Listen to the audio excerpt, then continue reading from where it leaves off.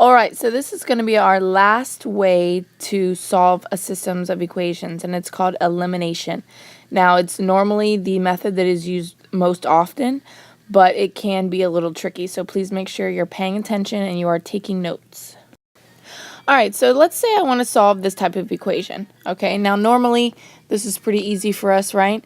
What we would do is we would add 6 to both sides. Now, I want you to think about why I'm allowed to do that. Alright, so this side equals this side. So x minus 6 has the same value as 11. Now, if I look at this plus 6 and this plus 6, well, 6 and 6 also have the same value. So it's like saying these two are equal. Now, if I look at and I set up this equation, if I kind of set up a giant addition equation, you can see I have x plus nothing here, no other x's, will give me just the x. And then negative 6 plus this 6 gives me a 0. And then the 11 plus the 6 again give me a 17, and we will just reduce that to x equals 17. Okay, so that's called the addition property. The addition property lets me add 6 to both sides because 6 equals 6, and I'm not changing the value of the equation. Okay, we're going to be using this idea whenever we do elimination. Alright, so the whole point of elimination is to eliminate a variable and get down to an equation that has only one variable. That way we can solve for that one variable. So if you look at this example here, and remember, you keep in mind that addition property where this side equals this side. This side equals this side. So if I were to add this whole thing to this side of this equation, as long as I add this 16 to this side of the equation, I'm not changing the value of any of the equations, okay? Because I'm adding the same amount to both sides. And since I'm adding the same amount, I'm allowed to do that.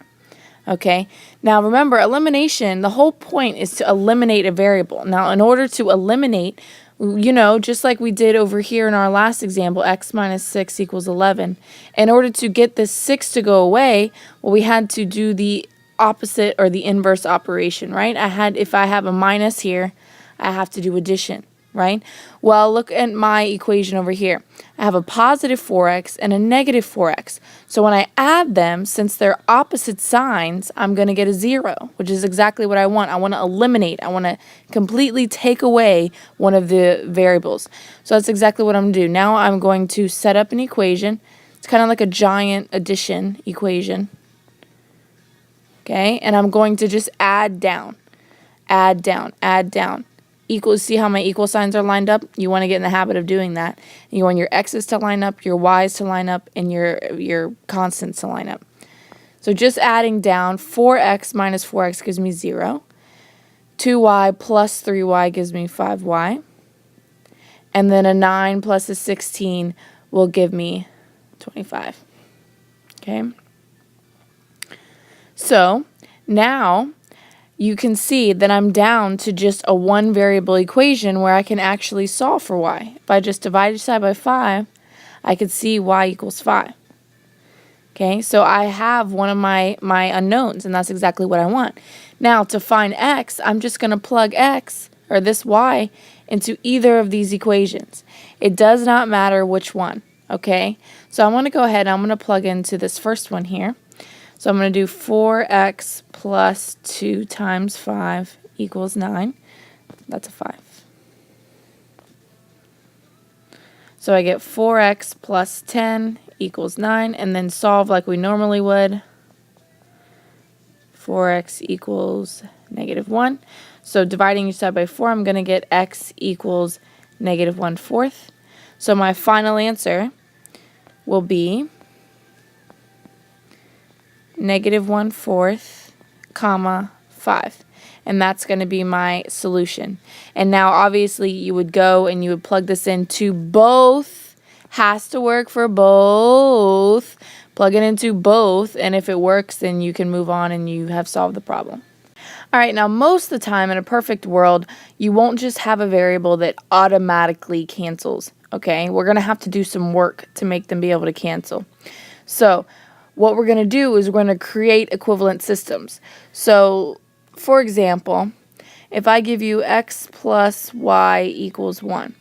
Well, if I were to multiply everything by 2 and get 2x plus 2y equals 2, these two would be called equivalent systems because they're actually the same thing. If you were to solve each of them for y and then graph them, they would be the same line, okay? Because all I did was multiply through by the same number to each term. So I could actually divide that out and I would come back to this.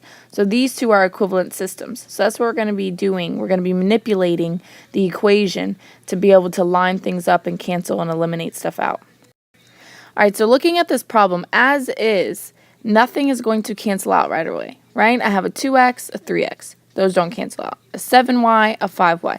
Those don't cancel out.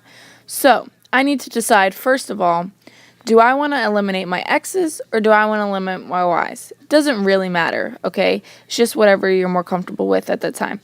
So looking at this, I'm going to decide to eliminate my x's, okay? So if I wanted to eliminate the x's, then these two guys need to look the same. So how can I make a 2x and a 3x look the same? Well, if I multiply this guy by 3, he'll be a 6x. If I multiply this guy by 2, he'll be a 6x. And that's what I want. I want them to look the same. So I'm going to multiply the top by a positive 3. Okay, so I'm going to get 6x. And remember, I have to multiply every single term. Okay, that's the most common mistake, is forgetting to multiply everything by 3. So 6x plus 21y equals 12. These two guys are equivalent systems. They are the same line, okay? All I've done is multiply each term by a 3, all right? So now the next thing I'm going to do is multiply the bottom by a negative 2. Now, you're probably wondering why negative. Well, remember, when I add these up, I want them to eliminate a variable. So one of them needs to be a positive 6x. The other needs to be a negative 6x, okay? So I just chose to make the bottom negative. Does not matter. I could have done negative 3 on the top and positive 2 on the bottom, and that still would have been fine, okay? So now distributing this guy through, I get negative 6x minus 10y equals a positive 10. So be very careful with your signs there, okay? So now this is my new system, and they are equivalent, all right? So I'm going to do what we've normally done. I'm just going to add. So 6x minus 6x gives me 0. 21y minus 10y gives me a positive 11y. And then adding these, I get 22. So then dividing, y is going to be 2. Fantastic. So now that I have y equals 2, to find x, I'm going to take y equals 2, and I'm going to plug it into either one of these equations. You could use one of these also, but I'm just going to use one of these, okay? Doesn't matter which one I plug it into. So I'm going to choose the top one. So I'm going to have 2x plus 7 times 2 equals 4. So 2x plus 14 equals 4. So 2x equals negative 10. So x is going to be negative 5. So my solution is going to be negative 5, comma 2. Now you would, of course, now plug these back into both original equations, not the ones you created, okay? Because if you made a mistake when you multiplied through, you need to make sure you plug into the original just in case, okay? So multiplying those back through and checking, that should be my solution. All right, so let's solve these systems, okay? Let's look at this guy on the left right here. Now, it looks perfect, right? These guys line up, these guys line up. So let's go ahead and just start adding. So negative 3x plus 3x gives me 0. Positive y minus y again gives me 0. And then negative 5 plus 5 gives me 0. So I get 0 equals 0. Now, when does 0 equal 0? Well, that's always. So I'm going to have an infinite number of solutions here. Infinitely many solutions. Okay, what does that mean? That means pick any x and y value and it will work in this system. Okay, anyone you could possibly think of and it will work. Okay, that's the same line. Those two lines are the same line. All right, now coming over to the other one, I'm going to go ahead and add, because it looks like we line up all right. 4x plus negative 4x gives me 0. Negative 6y plus 6y again gives me 0. And then 6 plus 10 gives me 16.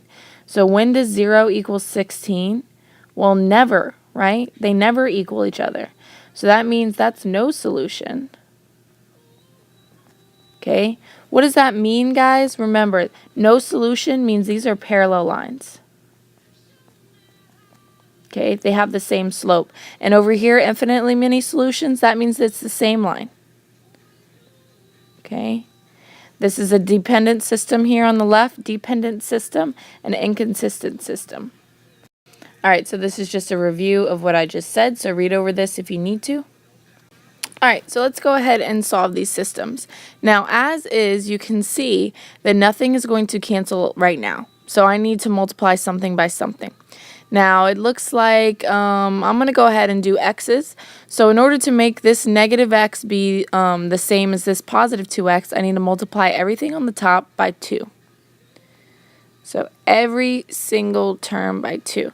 So on the top, I'm going to get negative 2x plus 2y equals negative 4.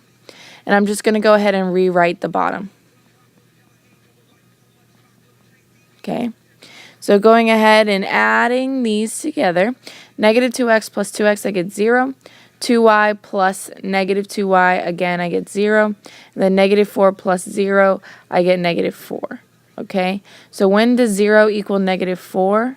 Well, never, right? It never does, so I have no solution here.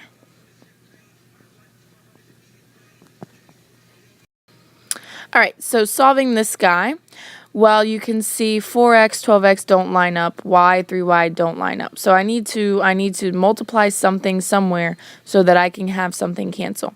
Well, I'm going to go ahead and multiply my top by 3, actually negative 3, to make these y's cancel. Okay, so I'm going to go ahead and multiply everything on the top by negative 3.